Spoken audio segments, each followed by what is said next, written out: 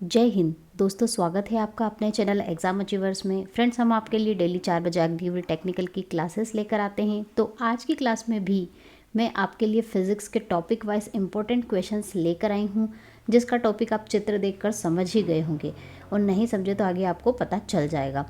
तो चलिए इन क्वेश्चंस को मेरे साथ सॉल्व कर लीजिए ताकि आपके टॉपिक्स भी प्रिपेयर होते जाए। लेकिन अभी भी आप चैनल पर नए हो तो सब्सक्राइब करना ना भूलें और नोटिफिकेशन बेल को प्रेस करना ना भूलें ताकि लेटेस्ट वीडियो की नोटिफिकेशन मिल सके। तो चलिए, आज का जो टॉपिक है फ्रेंड्स हमारा फिजिक्स का, वो है लाइट यानी कि प्रकाश। ये भी बहुत इंपॉर्टेंट टॉपिक है और इसके बहुत सारे क्वेश्चन एग्जाम में पूछे जाते हैं। तो क्वेश्चन है यहाँ पर, प्रकाश छोटे छोटे कणों से मिलकर बना है, जिन्हें क्या कहते हैं? तो प्रकाश किन से मिलकर बना है फ्रेंड्स? जिन्हें कहा जाता है फोटॉन्स। प्रकाश तरंग किस प्रकार की तरंग है? What type of wave is light wave? कौन से टाइप की तरंग है फ्रेंड्स ये? तो ये कौन सी होती है फ्रेंड्स? अनुप्रस्थ तरंग। तो अनुप्रस्थ तरंग और अनुदैर्ध्य तरंग आपको पता होनी चाहिए कि किस तरह की तरंगें होती हैं। तो फ्रेंड्स, अनुप्रस्थ तरंगों की अगर मैं बात करूं तो अनुप्रस्थ तरंगों में जो माध्यम के कण हैं, जैसे तरंग इस तरह से गति अगर कर रही है तो माध्यम के कण क्या करते हैं? इसके लंबवत कंपन करते हैं। तो इस तरह की जो तरंगें होती है उन्हें अनुप्रस्थ तरंगे कहते हैं और प्रकाश एक तरह की अनुप्रस्थ तरंग होती है।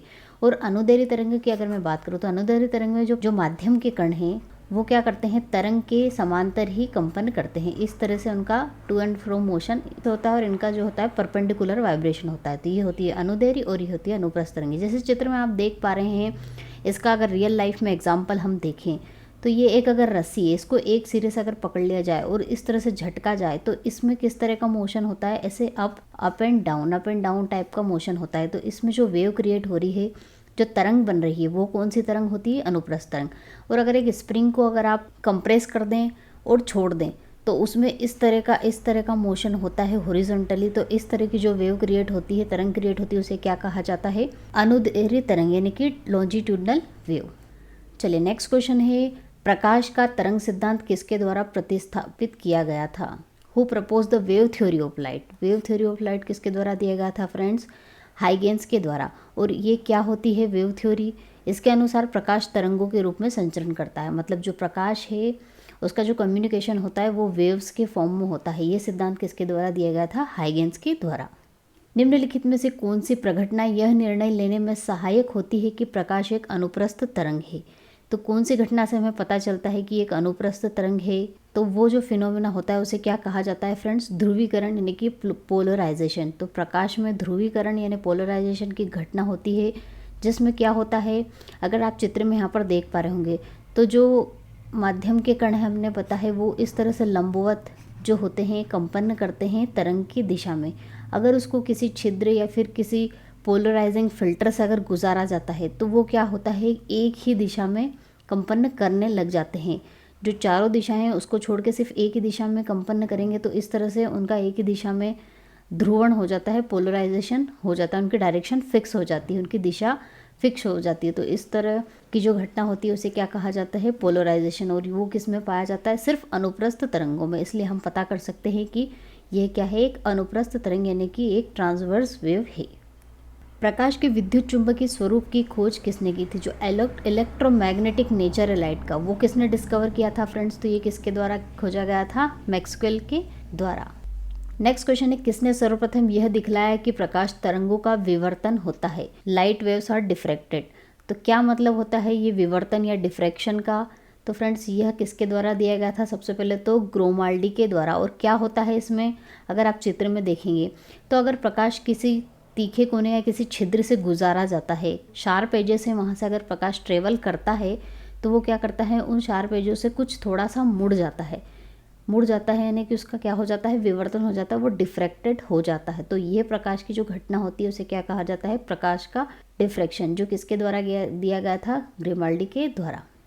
प्रकाश विद्युत प्रवाह का प्रतिपादन किया था, यानी फोटो इलेक्ट्रिक इफेक्ट। यहाँ पर आपको ध्यान रखना है, फोटो इलेक्ट्रिक इफेक्ट है वो किसने दिया था फ्रेंड्स? ये आइंस्टीन के द्वारा दिया गया था। और ये फोटो इलेक्ट्रिक इफेक्ट होता क्या है प्रकाश का? तो अगर आप चित्र में यहाँ पर देखेंगे तो अगर लाइट वेव को, किसी भी प्रकाश किरण को किसी मेटल के ऊपर अगर डाला जाए तो वहाँ से क्या होते हैं? इलेक्ट्रॉन निकलने लगते हैं, इलेक्ट्रॉनों का एमिशन होता है। तो यह जो घटना होती है इसे कहा जाता है photo electric effect of light, जो किसके द्वारा दिया गया था? आइंस्टीन के द्वारा।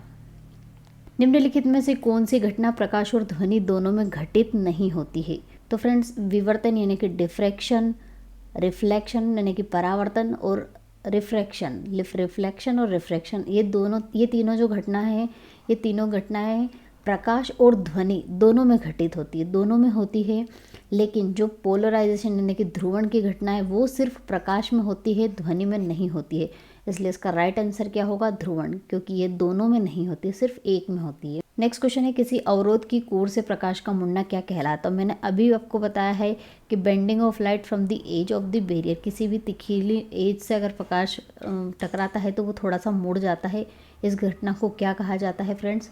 विवर्तन यानी कि डिफ्रैक्शन। निम्नलिखित में से कौन सा सिद्धांत प्रकाश की तरंग प्रकृति की पुष्टि करता है? तो किस सिद्धांत से यह सिद्ध होता है कि प्रकाश तरंग के रूप में गति करता है, तरंग के रूप में चलता है? तो कौन सा सिद्धांत से फ्रेंड्स? व्यतिकरण का सिद्धांत, थ्योरी ऑफ इंटरफेरेंस। व्यतिकरण के सिद्धांत में क्या होता है? यदि दो तरंगे को हम एक साथ मिलाएं, दो तरंगे अगर एक साथ मिलती है तो वो दोनों मिलकर एक दूसरी तरंग का निर्माण कर लेती है, मतलब वो मिक्स हो जाती है। इसे कहा जाता है प्रकाश का व्यतिकरण की थ्योरी ऑफ इंटरफेरेंस। प्रकाश विकिरण की प्रकृति होती है। The nature of light is radiation. ये किसके समान होता है? तरंग के समान होता है, कण के समान होता है, तरंग एवं कण दोनों के समान होता है, तरंग एवं कण दोनों के समान नहीं होता है। तो फ्रेंड्स, ये तरंग एवं कण दोनों के समान होता है, क्योंकि इसमें तरंग की और कण की दोनों की जो प्रॉपर्टीज़ है, जो विशेषता है, वो पाई जाती है। प्रकाश के चिकने पृष्ठ से टकराकर वापस लौटने की घटना को क्या कहते हैं? तो प्रकाश अगर किसी एक चिकने तल पर आपतित होता है, इंसिडेंस होता है उसका, तो वो रिफ्लेक्टेड हो जाता है, परावर्तित हो जाता है। तो इस घटना को या इस फिनोमिना को फ्रेंड्स क्या कहा जाता है? रिफ्लेक्शन ऑफ लाइट, यानी कि प्रकाश का परावर्तन। प्रकाश में ध्रुवण की घटना से यह सिद्ध होता है कि प्रकाश की तरंगे कौन सी तरंगे होती है। अभी मैंने बताया कि ध्रुवण की घटना से क्या सिद्ध होता है कि जो प्रकाश की तरंगे वो क्या होती है? अनुप्रस्थ तरंगे, यानी कि ट्रांसवर्स वेव होती है। सूर्य लगभग 4 × 10⁻26 जूल प्रति सेकंड की दर से ऊर्जा दे रहा है। तो सूर्य से इतनी ऊर्जा निकलने से उसका द्रव्यमान किस दर से कम हो रहा है?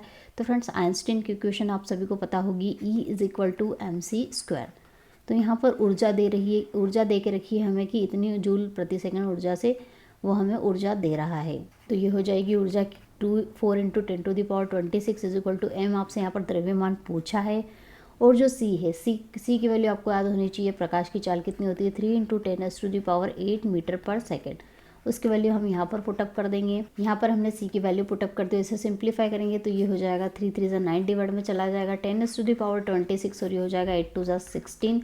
और इसको अगर हम डिवाइड करेंगे 4/9, और ये हो जाएगा 10⁻10 हो जाएगा। और अगर हम इसमें से एक ज़ीरो इसको दे देते तो ये हो जाएगा 40/9 × 10⁻9। इसको हम डिवाइड कर देते हैं 4 4 9 4 36, 0.94 36। तो कितना मिलेगा? लगभग 4.4 × 10⁻9 kg पर सेकंड में इसका मास आएगा। तो फ्रेंड्स, यहाँ पर जो हमें वैल्यू मिली है लगभग कितनी मिली है? 4 × 10⁻9। तो इसका आंसर क्या होगा? Option B. प्रकाश का वेग सर्वप्रथम किसने ज्ञात किया था? तो who discover the speed of light. जो स्पीड ऑफ लाइट हम यूज़ करते रहे हैं 3 × 10⁸, वो किसके द्वारा डिस्कवर किया गया था? रोमर के द्वारा। प्रकाश का वेग अधिकतम होता है। तो फ्रेंड्स, सबसे ज़्यादा प्रकाश का वेग किस में होता है? निर्वात में, यानी कि वैक्यूम में। माध्यम में तापमान में वृद्धि के साथ प्रकाश की गति में क्या परिवर्तन आता है? तो फ्रेंड्स, जो प्रकाश की गति है, प्रकाश की जो स्पीड है, उसके ऊपर टेम्परेचर का कोई इफेक्ट नहीं होता है। इसलिए जो उसकी स्पीड होती है, उसकी गति होती है, वैसी की वैसी होती है, रिमेन्स द सेम।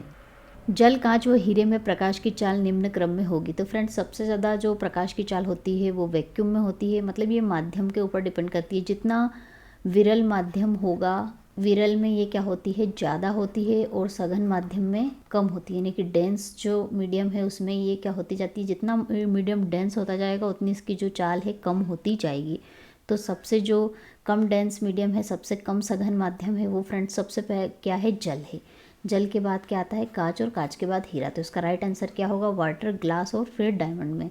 इस क्रम में इसमें कम होती जाएगी। चंद्रमा से पृथ्वी तक आने में प्रकाश को लगभग कितना समय लगता है? तो फ्रेंड्स, चंद्रमा से याद रखना, पर सूर्य से नहीं पूछा गया, चंद्रमा से। तो चंद्रमा से पृथ्वी तक आने में जो टाइम लगता है वो फ्रेंड्स कितना होता है? 1 सेकेंड।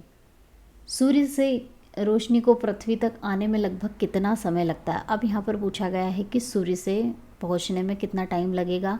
तो ये बहुत इंपॉर्टेंट क्वेश्चन है। कितना टाइम लगता है फ्रेंड्स? 8 मिनट। 8 सेकेंड और मिनट में कंफ्यूज नहीं होना है, 8 मिनट लगता है।